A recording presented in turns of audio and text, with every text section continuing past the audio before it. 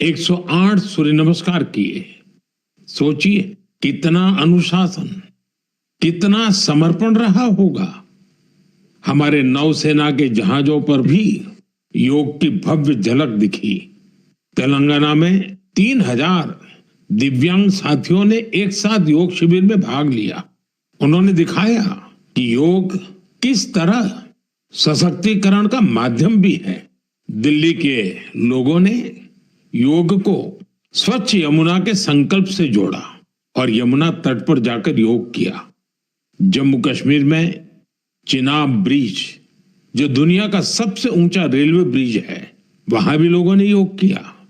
हिमालय की बर्फीली चोटियां और आईटीबीपी के जवान, वहां भी योग दिखा। साहस और साधना साथ साथ चले। गुजरात के लोगों ने भी एक नया इतिहास रचा। वडनगर में 2121 लोगों ने एक साथ भुजंगासन किया और नया रिकॉर्ड बना दिया। न्यूयॉर्क, लंदन, टोक्यो, पेरिस, दुनिया के हर बड़े शहर से योग की तस्वीरें आई और हर तस्वीर में एक बात खास रही, शांति, स्थिरता और संतुलन। इस बार की थीम भी बहुत विशेष थी, yoga for one earth one health, यानी एक पृथ्वी एक स्वास्थ्य। ये सिर्फ एक नारा नहीं है, एक दिशा है जो हमें वसुधैव कुटुंबकम का एहसास कराती है। मुझे विश्वास है इस बार के योग दिवस की भव्यता ज्यादा से ज्यादा लोगों को योग को अपनाने के लिए जरूर प्रेरित करेगी। मेरे प्यारे देशवासियों, जब कोई तीर्थ यात्रा पर निकलता है तो एक ही भाव सबसे पहले मन में आता है, चलो बुलावा आया है। यही भाव हमारे धार्मिक यात्राओं की आत्मा है। ये यात्राएं शरीर के अनुशासन का, मन की शुद्धि का, आपसी प्रेम और भाईचारे का, प्रभु से जुड़ने का माध्यम है। इनके अलावा इन यात्राओं का एक और बड़ा पक्ष होता है। ये धार्मिक यात्राएं सेवा के अवसरों का एक महाअनुष्ठान भी होती है। जब कोई भी यात्रा होती है तो जितने लोग यात्रा पर जाते हैं उससे ज्यादा लोग तीर्थ यात्रियों की सेवा के काम में जुटते हैं। जगह जगह भंडारे और लंगर लगते हैं। लोग सड़कों के किनारे प्याऊ लगवाते हैं।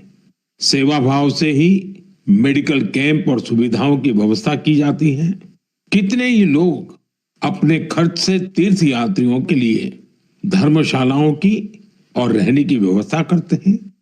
साथियों, लंबे समय के बाद कैलाश मानसरोवर यात्रा का फिर से शुभारंभ हुआ है।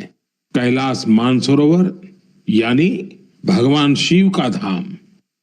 हिंदू, बौद्ध, जैन हर परंपरा में कैलाश को श्रद्धा और भक्ति का केंद्र माना गया है। साथियों, 3 जुलाई से पवित्र अमरनाथ यात्रा शुरू होने जा रही है और सावन का पवित्र महीना भी कुछ ही दिन दूर है। अभी कुछ दिन पहले हमने भगवान जगन्नाथ जी की रथ यात्रा भी देखी है। उड़ीसा हो, गुजरात हो या देश का कोई और कोना, लाखों श्रद्धालु इस यात्रा में शामिल होते हैं। उत्तर से दक्षिण, पूरब से पश्चिम, ये यात्राएं एक भारत श्रेष्ठ भारत के भाव का प्रतिबिंब है।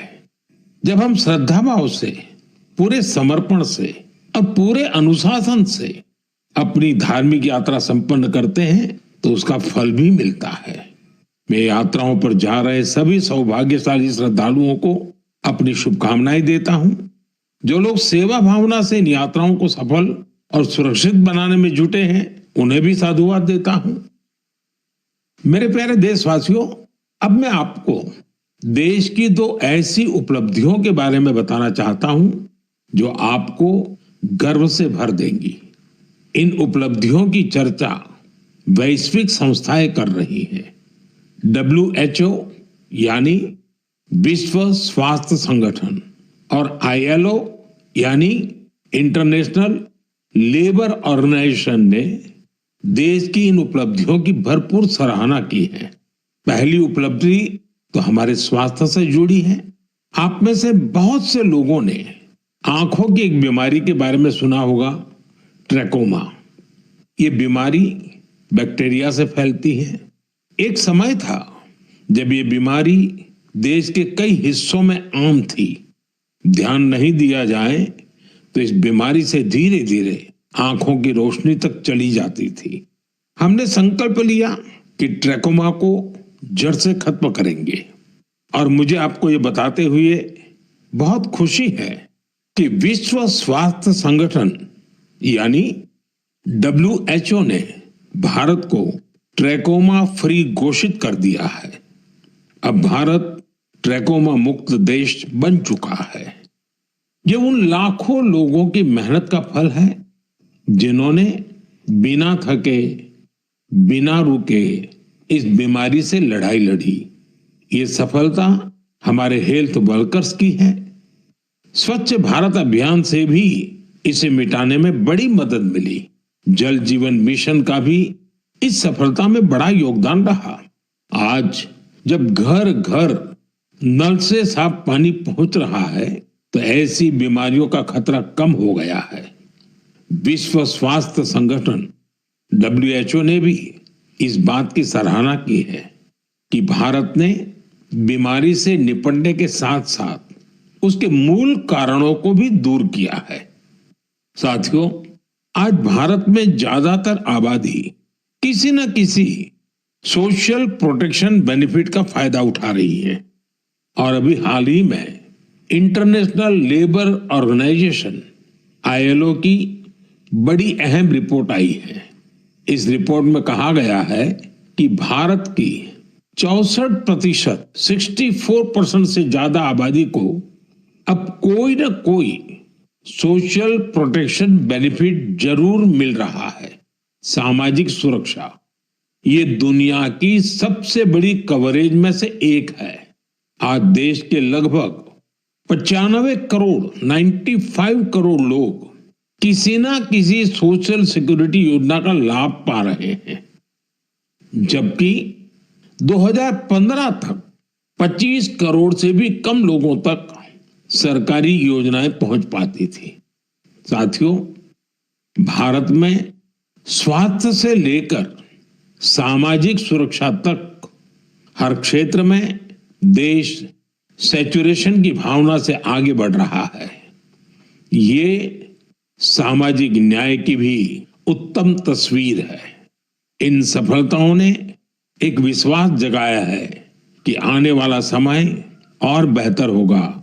हर कदम पर भारत और भी सशक्त होगा। मेरे प्यारे देशवासियों, जन भागीदारी की शक्ति से बड़े बड़े संकटों का मुकाबला किया जा सकता है। मैं आपको एक ऑडियो सुनाता हूं।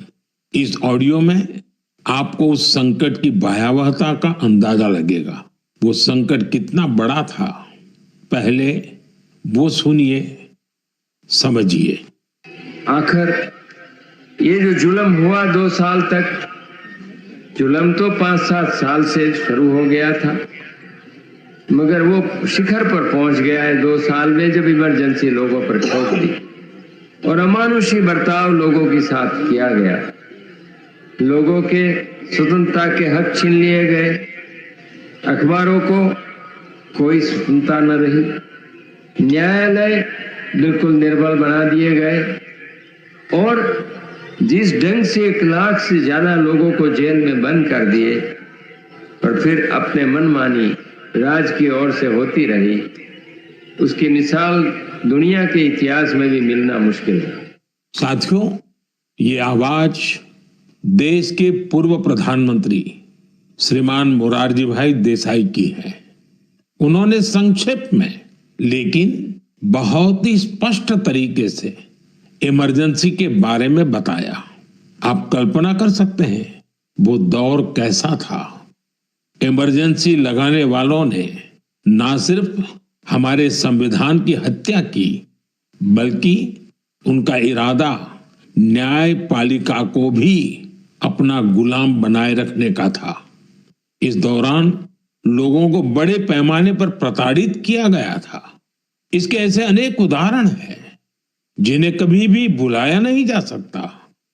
जॉर्ज फर्नांडिस साहब को जंजीरों में बांधा गया था। अनेक लोगों को कठोर यातनाएं दी गई। मिसा के तहत किसी को भी ऐसे ही गिरफ्तार कर लिया जाता था। स्टूडेंट को भी परेशान किया गया। अभिव्यक्ति की आजादी का भी गला घोंट दिया गया। साथियों, उस दौर में जो हजारों लोग गिरफ्तार किए गए, उन पर ऐसे ही अमानवीय अत्याचार हुए। लेकिन ये भारत की जनता का सामर्थ्य है कि वो झुकी नहीं, टूटी नहीं और लोकतंत्र के साथ कोई समझौता उसने स्वीकार नहीं किया। आखिरकार जनता जनार्दन की जीत हुई। आपातकाल हटा लिया गया और आपातकाल थोपने वाले हार गए। बाबू जगजीवन राम जी ने इस बारे में बहुत ही सशक्त तरीके से अपनी बातें रखी थी। बहनों और भाइयों, पिछला चुनाव नहीं था, भारत की जनता का एक महान अभियान था। उस समय के परिस्थितियों को बदल देने का, तानाशाही के धारा को मोड़ देने का और भारत में प्रजातंत्र की बुनियाद को मजबूत कर देने का। अटल जी ने भी तब अपने ही अंदाज में जो कुछ कहा था वो भी हमें जरूर सुनना चाहिए। बहनों और भाइयों, देश में जो कुछ हुआ उसे केवल चुनाव नहीं कह सकते।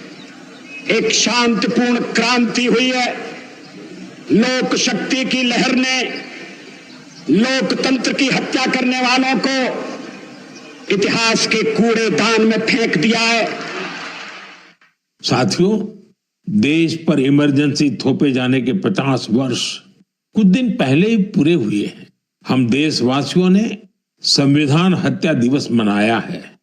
हमें हमेशा उन सभी लोगों को याद करना चाहिए जिन्होंने इमरजेंसी का डटकर मुकाबला किया था।